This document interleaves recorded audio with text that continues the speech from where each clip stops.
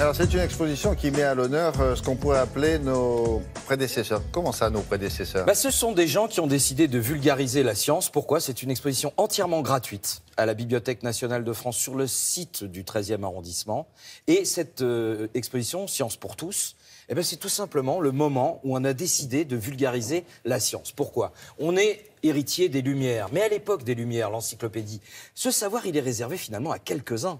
Et ensuite, milieu du 19e siècle, début du 20e siècle, on va avoir la grande vulgarisation de tout ça. Donc, d'où le nom des prédécesseurs, prédécesseurs de Télématin. C'est-à-dire, on vulgarise, on explique... essaye d'expliquer, on essaye de détailler, etc. J'ai compris. Alors donc, évidemment, dans tous les domaines. Au départ, la fée électricité qui fait son apparition. Alors vous avez d'un côté tous les charlatans qui vont faire n'importe quoi avec de l'électricité, des apparitions, des spectres et tout. Et puis de l'autre côté, des vraies illuminations, comme la Tour Eiffel, tout à coup, qui va être illuminée comme ça aux yeux de tous. Évidemment, des progrès dans l'astronomie, des progrès dans l'anatomie. Vous avez des médecins qui disent « Mais si, vous avez le droit, vous, gens du peuple, d'être soignés. » Et donc là, les gens se regardent en disant « Ah bon, nous aussi, on a le droit à la médecine. » Mais oui. Oui, enfin, n'en abusez pas. Bon, voilà, exactement, parce qu'il faut quand même pas... Et ce qui est extraordinaire, c'est que vous avez des moyens pour propager la bonne parole, parce qu'il y a aussi un développement des techniques qui vont surgir. Le télégraphe, vous avez le téléphone, vous avez les débuts du cinématographe. C'est assez pédagogique, finalement, votre truc. C'est très, très pédagogique. Et surtout, vous allez voir pourquoi on parle toujours des images d'Épinal.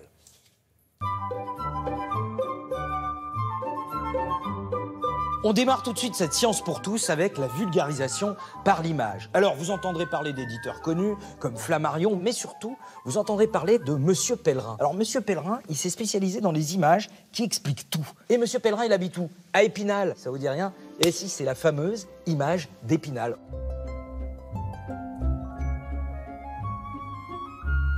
Alors, vous allez voir des images sur l'automobile, des images sur le cosmos et des images sur le corps humain. Et oui, parce que c'est la grande mode. Vous avez par exemple le livre d'anatomie de Platène qui est édité à des centaines d'exemplaires.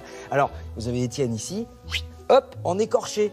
Vous avez ici, je ne sais pas comment il s'appelle, celui-là, Gérard, vous levez et donc vous avez le squelette. Mais attention, le livre d'anatomie, il a une serrure. Et oui, parce que quand même, on est en 1900. Cacher ce sexe que je ne saurais voir. Alors aujourd'hui, on est au 21e siècle et puis évidemment, qu'est-ce qu'on fait? On les affiche, hein. Hein, Gustave? Dans son plus simple appareil. Alors pour vulgariser la science, il n'y a pas que les livres, il y a aussi des expositions universelles et notamment celle de 1900. Alors on connaît la star, la Tour Eiffel, mais on connaît moins le grand globe céleste, qui était en fait une sorte de premier planétarium. On s'installait et on devenait astronaute en fauteuil. Alors pourquoi est-ce que ça n'est pas resté? Eh bien parce que la passerelle qui menait à cette attraction, au bout de 2 semaines, elle s'est effondrée. Il y a eu 9 morts et plusieurs dizaines de blessés. Donc du coup, voilà, le globe céleste, triste mémoire. Papa, j'aimerais bien devenir astronome. Non, on va attendre un petit peu. Hein. Oui, on va attendre un petit peu beaucoup même.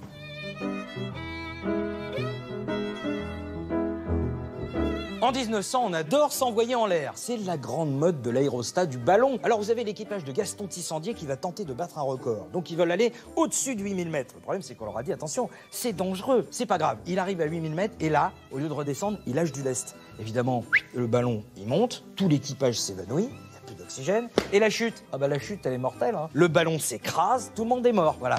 Sauf Gaston Tissandier.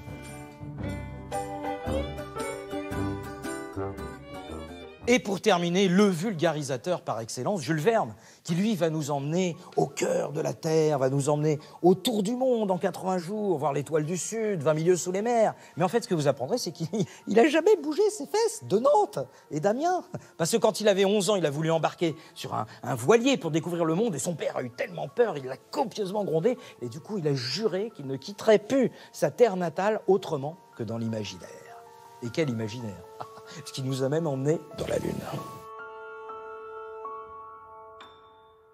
C'est bien, on peut emmener les enfants. On peut emmener les enfants, surtout, c'est une exposition gratuite. C'est pas finalement tant que ça, hein. Vous avez quand même les prix des musées, etc. Ça vaut, et là, c'est entièrement gratuit. Une fois que vous êtes à la Bibliothèque nationale, profitez-en. Vous pouvez découvrir tout le lieu qu'il y a autour. Ça vaut le détour. Et il y a d'autres expositions avec des réalités virtuelles. Vous allez pouvoir chausser des casques, etc. Donc, vraiment, n'hésitez pas. Jusqu'à fin août. Jusqu'à fin août. Merci exactement. beaucoup.